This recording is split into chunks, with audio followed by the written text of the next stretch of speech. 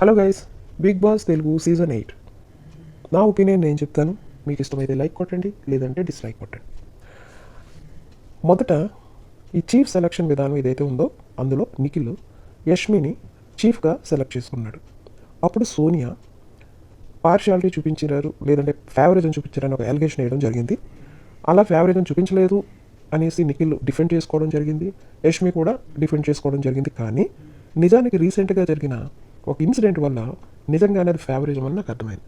ఎందుకంటే ఎప్పుడైతే యష్మి గౌడ వాళ్ళు విన్ అయ్యారు, వర్క్ అలాట్మెంట్ విషయంలో నిఖిల్ గ్రూప్కి ఆమె తక్కువ వర్క్ అలాట్ చేసింది, నైనిక గ్రూప్కి ఎక్కువ వర్క్ అలాట్ చేసింది. దాన్ని బట్టే నిఖిల్ తనని ఫస్ట్ చీఫ్గా ఆ ఫేవరిజం చూపించబట్టి యష్మి గౌడ పేబ్యాక్ చేసింది.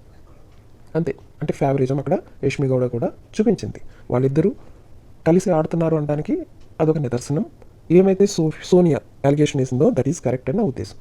రెండోది ఏంటంటే, నాగార్జున సార్ 35 మార్క్స్ అని సెలెక్ట్ చేసిన ప్రతి ఒక్కళ్ళు మోర్ దాన్ 35% వాళ్ళు ఆడడం జరిగింది, కంటెంట్ ఇవ్వడం జరిగింది.